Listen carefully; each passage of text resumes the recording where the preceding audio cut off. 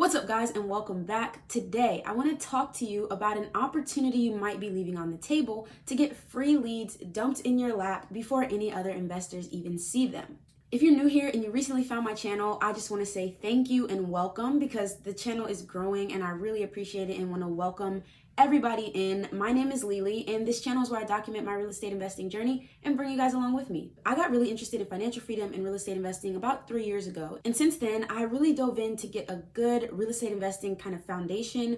I house hacked a duplex as my first property. And now I'm building out a wholesaling business with the goal to do at least $10,000 in assignment fees per month.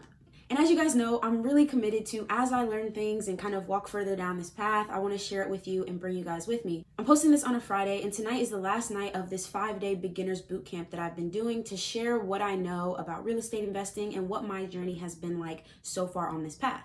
And so what you're going to see today is a clip from that bootcamp. There's over 7.5 hours that we've been on this Zoom call this week, but I'm going to show you a clip from one of those calls where we're talking about how to build relationships with real estate agents so that they bring you free leads. If you guys look at this screenshot of an email I got recently, this is from an agent I spoke with weeks ago, and the deal that I had called her about didn't even work out. My offer was too low and the seller didn't accept it, but we built some rapport and I let her know, if you ever get any other listings for fixer-uppers, definitely reach out to me. I would love to work with you on them.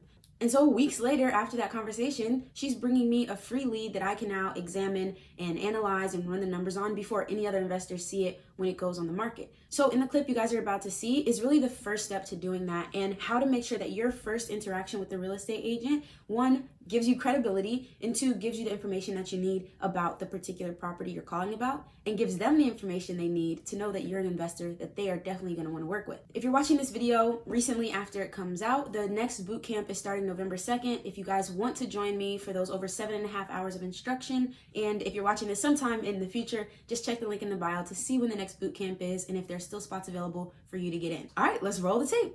All right, let's keep going. So we did learning our market. We found deals, run that number, and we're going to keep doing examples of running numbers. Now we need to talk about, okay, I've got an offer price ready. How do I actually make this offer to a real estate agent?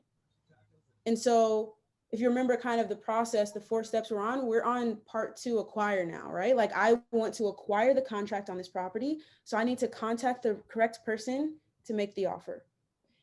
And when you are making offers for on-market properties, for properties that you find on Redfin or Zillow or Trulia or anything like that, never go around the agent. And what that means is, don't try to skip trace the owner, right? Look up the address, look up the owner's phone number and call them and convince them to sell to you rather than to sell through their agent.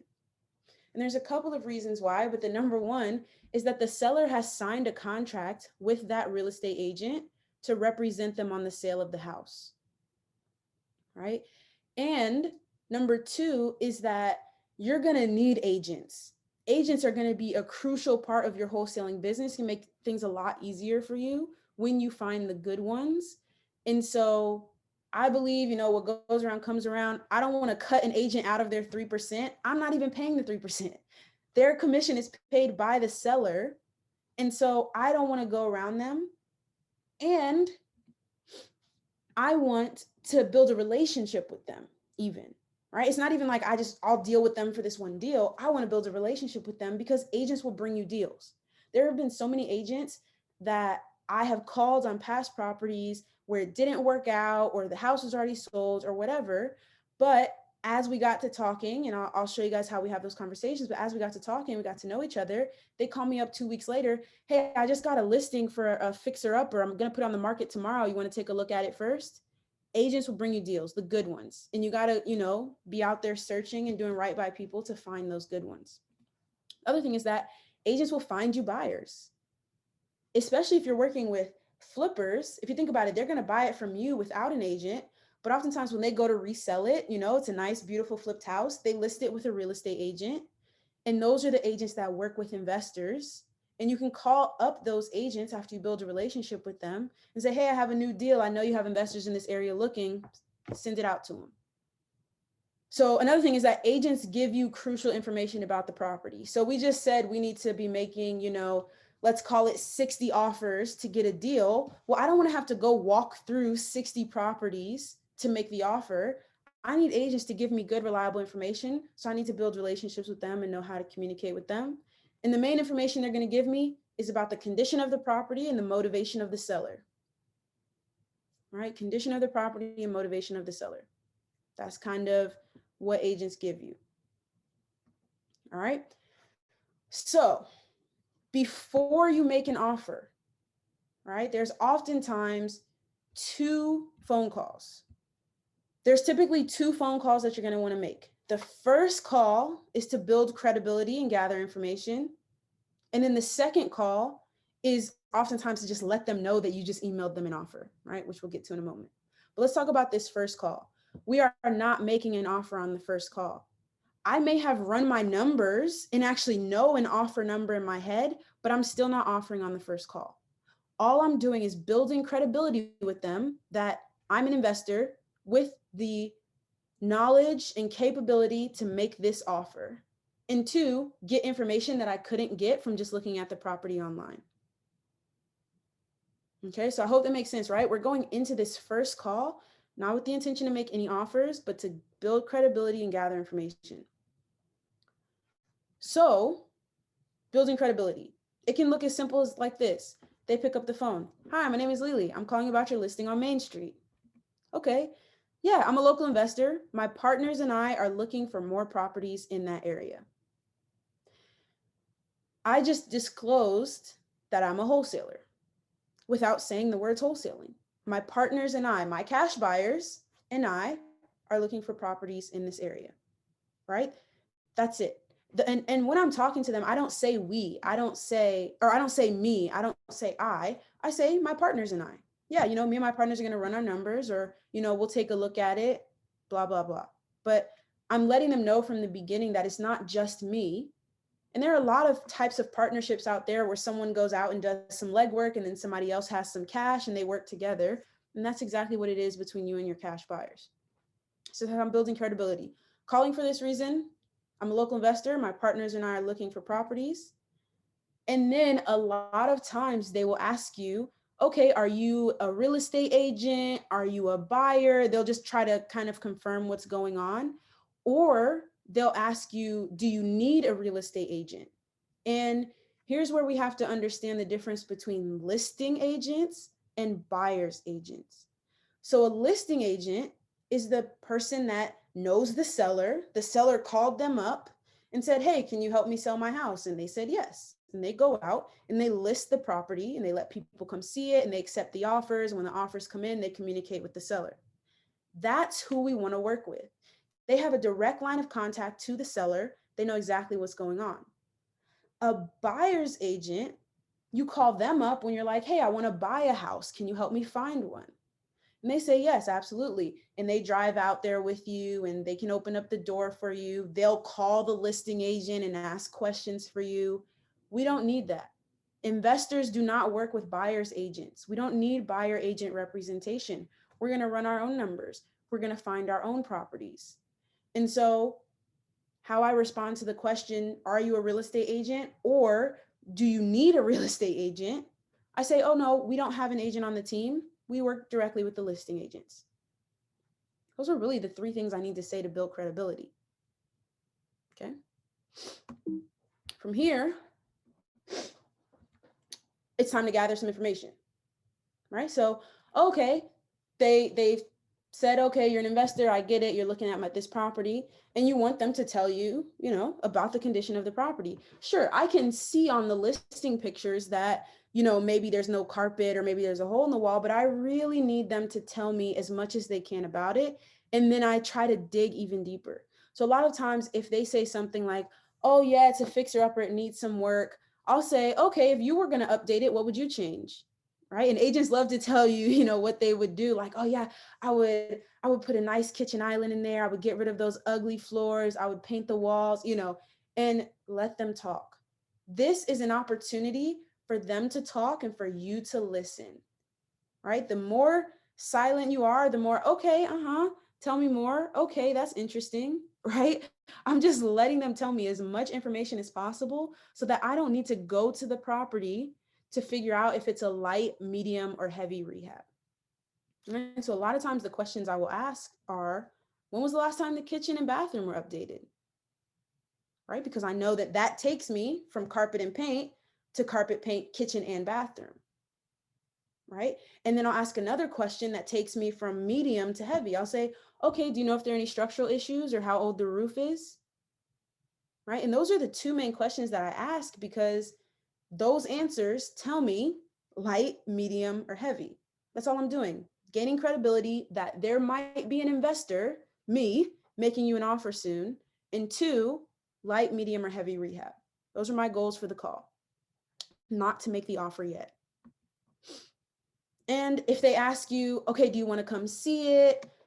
I'll say, I'm really interested. I'm going to run some numbers and then decide if it makes sense to come see it.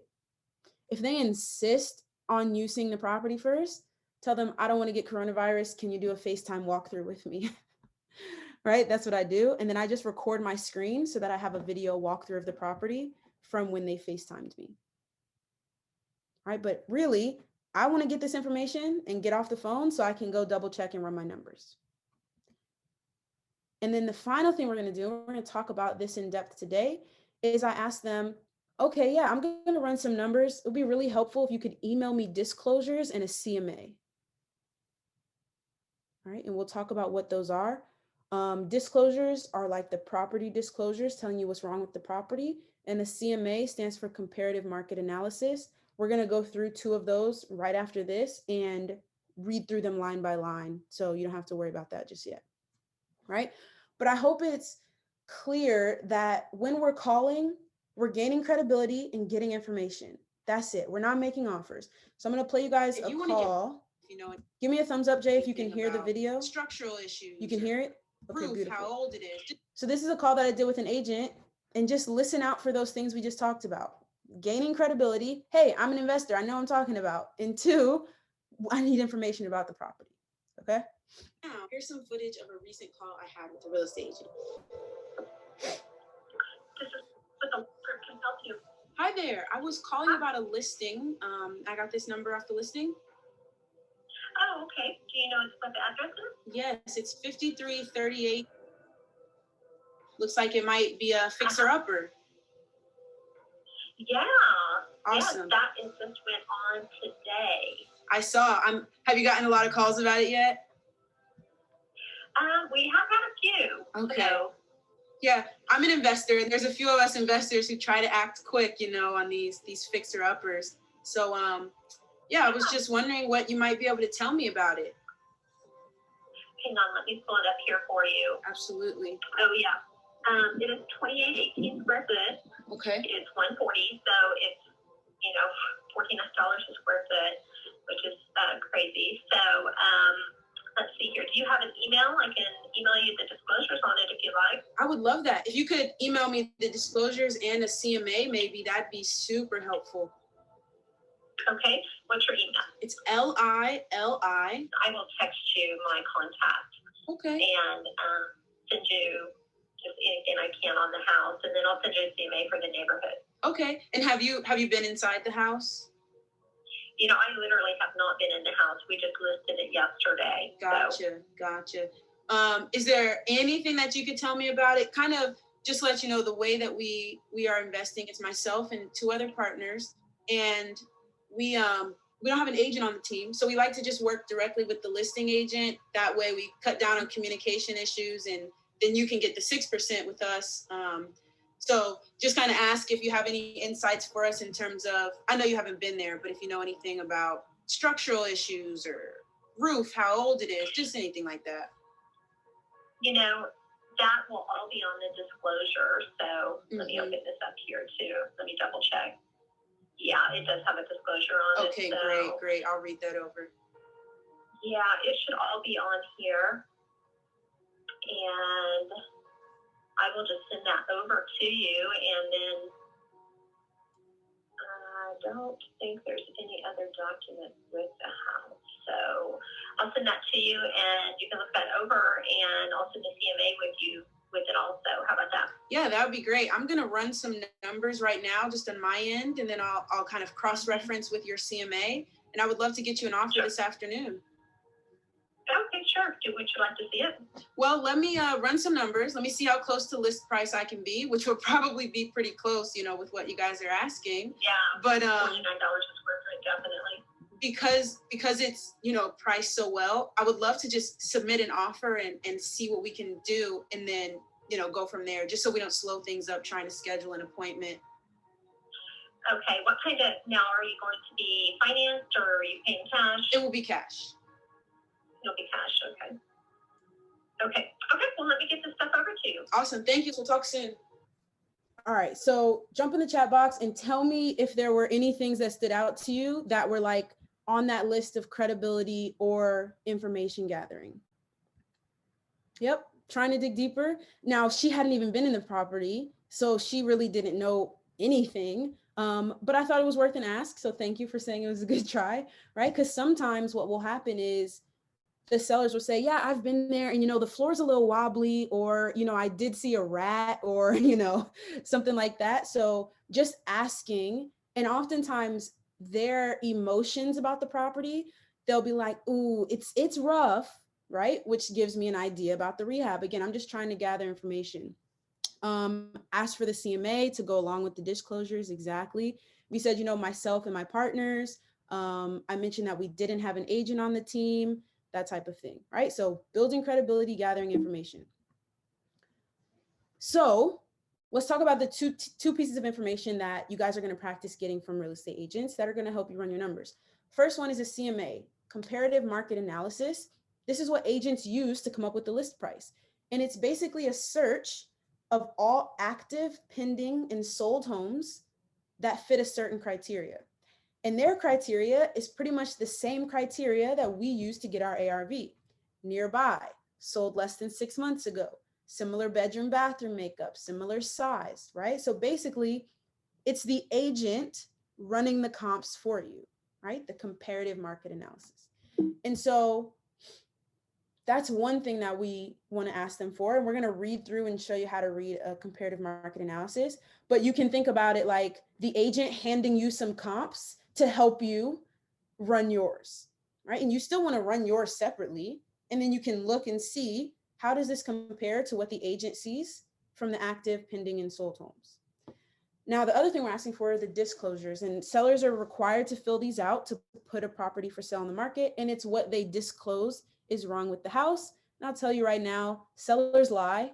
So everything's not always on the disclosures. And so we're not going to do a live call, but what we are going to do is we're going to go into breakout rooms and get into pairs. So I'm going to split you up into rooms of 2 or pairs of 2. And what you're going to do is practice. One of you is going to answer the phone and be the agent. Yes. Okay. Hi, my name is so-and-so. Yeah. What property are you calling about? You can say, okay, are you a buyer? Are you a real estate agent? And then if they say, no, what can you tell me about the house? You can make something up. Oh, it's disgusting. You know, there's no roof. There was a fire. Make whatever you want up. And then agree to email them the disclosures in the CMA when they ask you for it. If you're playing the part of the investor, just use this as practice time to practice being confident and gaining credibility and getting information. And then switch back and forth just to get this practice time with each other.